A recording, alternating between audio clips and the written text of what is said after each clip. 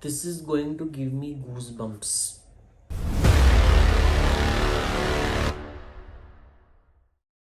Today, we are going to get up close and personal with the Taliban.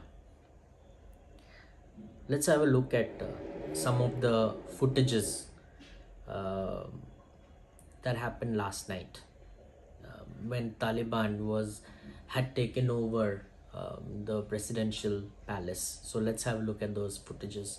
It's an Al Jazeera exclusive.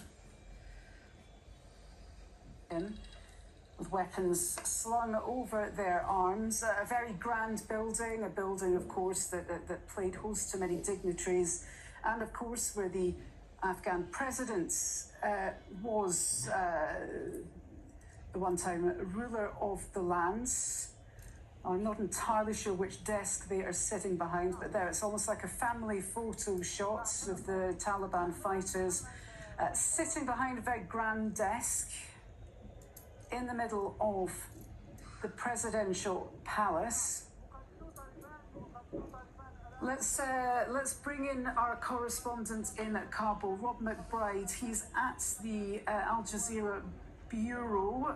When we get a translation, of course, we'll try and bring that up. But for now, Rob, we're just showing our viewers these fairly stunning exclusive pictures, I also have to add, from Al Jazeera, of Taliban fighters placing their guns on the desks, sitting behind crazy, isn't it? the desk of, we assume that is the desk of the Afghan president. A fairly stunning turnaround of events in Kabul. You started the day certainly with the news that the Taliban fighters were surrounding the city. Now they're inside the presidential palace.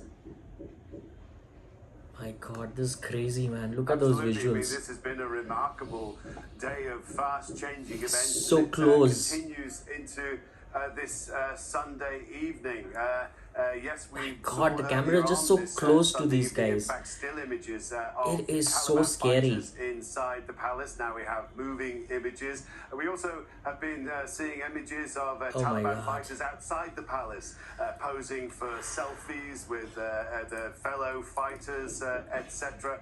So very much this has been a day that, yes, began with the encirclement, the siege of Kabul, pulling the noose tighter, if you like, around the city. The culmination, of course, of weeks of gains by the Taliban across Afghanistan, taking province after province, gradually forces falling back as provinces fell. My God. And all of the focus, all of the attention, all This of is this crazy, great isn't it? momentum that the Taliban Just seeing them built on up, television is then being focused, so scary. directed towards Imagine Kabul the population itself. of So this was the Afghanistan, last what they must be remaining going through. holdout of this government, as well as a couple of adjoining provinces and cities. But all the focus has been on Kabul.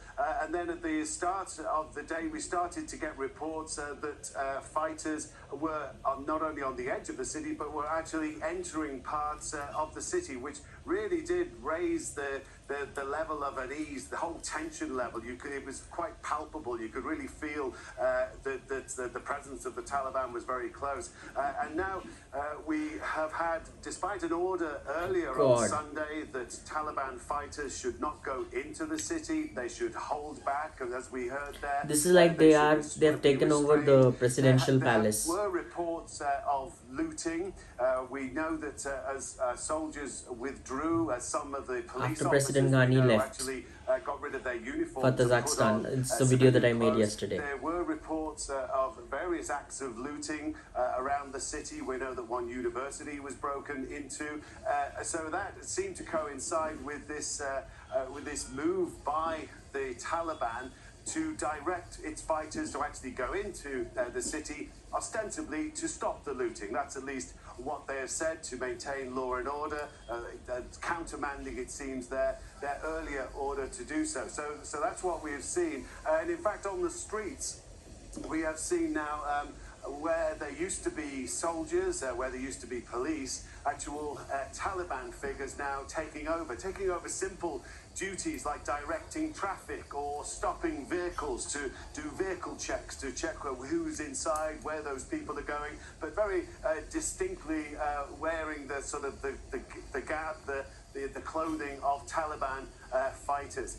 Just where we are here in Kabul, just behind me, this is the green zone. This is a heavily fortified area of Kabul. It's blast walls because it's around here that you have government offices and embassies and so on. Normally you would have lots of army with Humvees mounting very big, very heavy machine guns. They all seem to have disappeared, and instead you have and these are the same kind of guns and weapons that armies carry, but then you don't feel scared looking at them because you know they are there to protect you.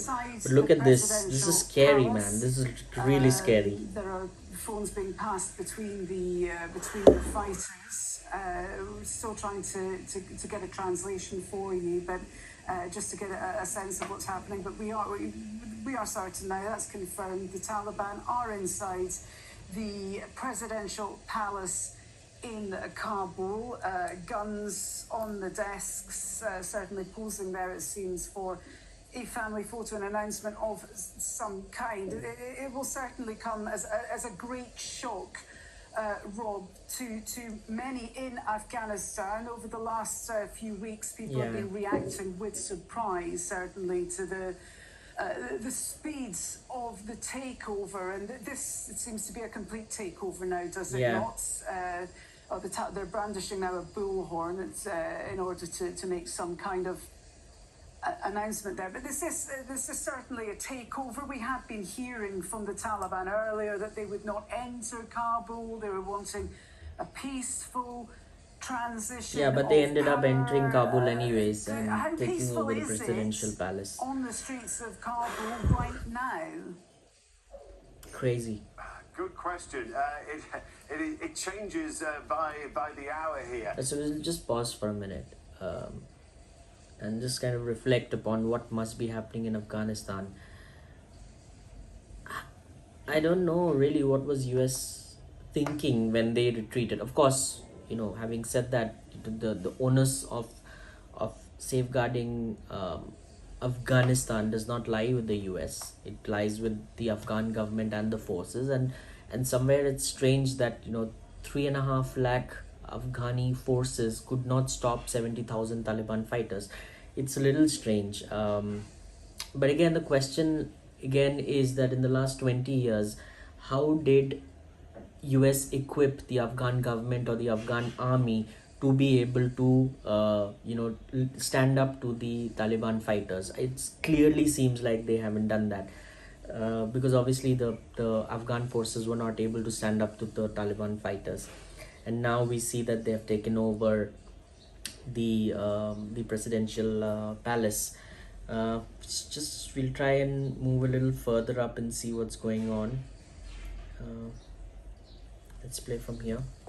And they have been talking to us saying, well, maybe it's okay, we could have some sort of joint government, some power sharing government. And of course, in the last day there is no reason why they would have a power sharing government, because anyways they've taken over Afghanistan. There's no reason for them to share that power with anybody else. Let me just very quickly, they do have to change. Just to jump in there, we're getting more information out about these live pictures, which we're still broadcasting to our viewers. For those watching this on television, the chap in the suit, in the Western style suits, we understand he is a palace official at the Afghan presidential palace, and he was saying that this essentially is them handing over power peacefully to the Taliban. So this is we see assorted Taliban fighters there. I'm assuming they're fighters because they're all brandishing rather large guns. But the palace official has just been speaking on Al Jazeera, saying that this is now the palace peacefully handing over power to the Taliban. So these are the images that we are showing our viewers now. Certainly we're still scrambling to get that translation for you, but it's the very dramatic scenes that we are showing you live from the presidential palace in Kabul. The palace where, of course, the former presidents, Wow. Ashraf Look at them. Ghani was. I beg your Unbelievable. pardon. Just a small correction there. This was a handover of the palace and not the power.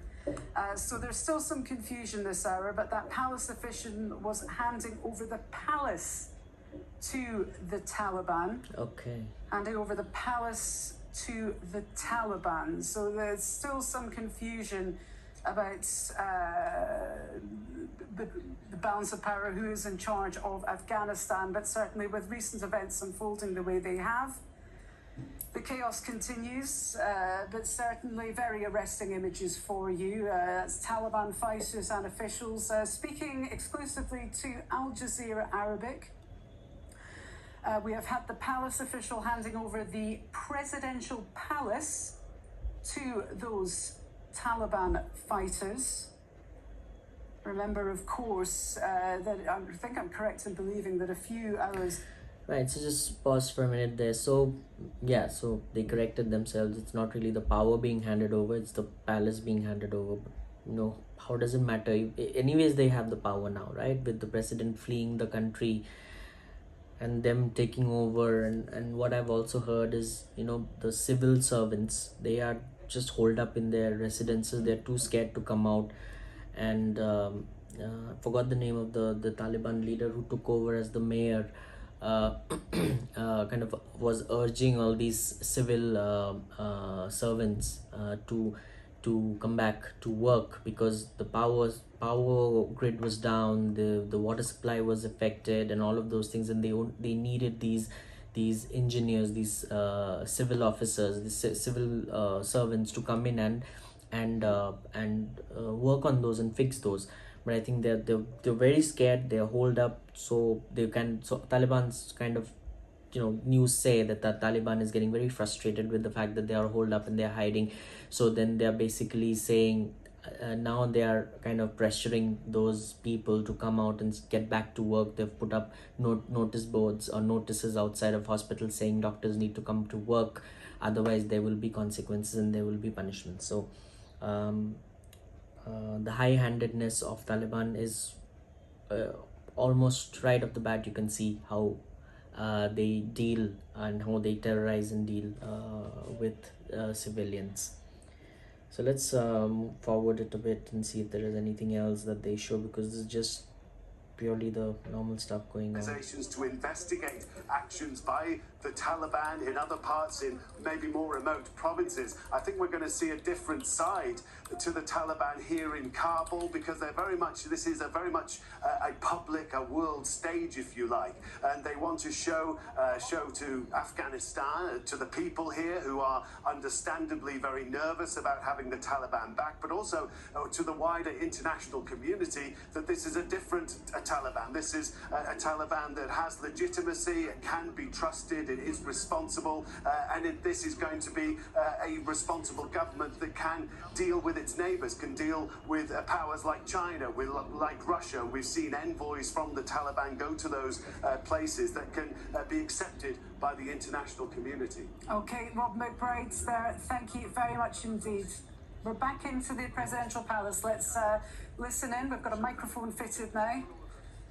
And we have translation. Let's listen in. Oppressing our people for 20 years. Thanks God.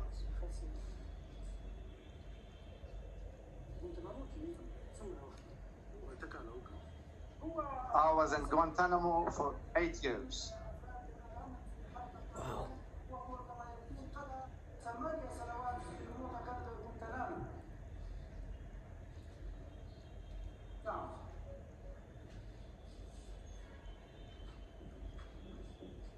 So that guy was in Guantanamo for 8 years.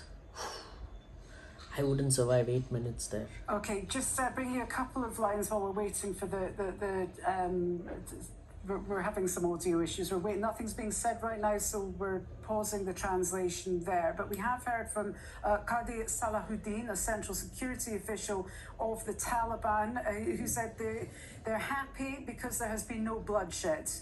The arrangement for the leadership of the Taliban to come to, they're arranging for the leadership of the Taliban to come to Afghanistan, finalizing those security concerns to bring them back. Anyways, I guess we've watched enough. I mean, it's very, for me, it's quite terrifying to see these guys so up close, even if it is, you know, on television or on YouTube or whatever. I can only pray for the innocent souls in Afghanistan, that they do well and things work out well for the country. And if Taliban is, as they say, the new Taliban, who are more diplomatic and more politically adept compared to what they were 20 odd years ago, then I hope things work out for Afghanistan.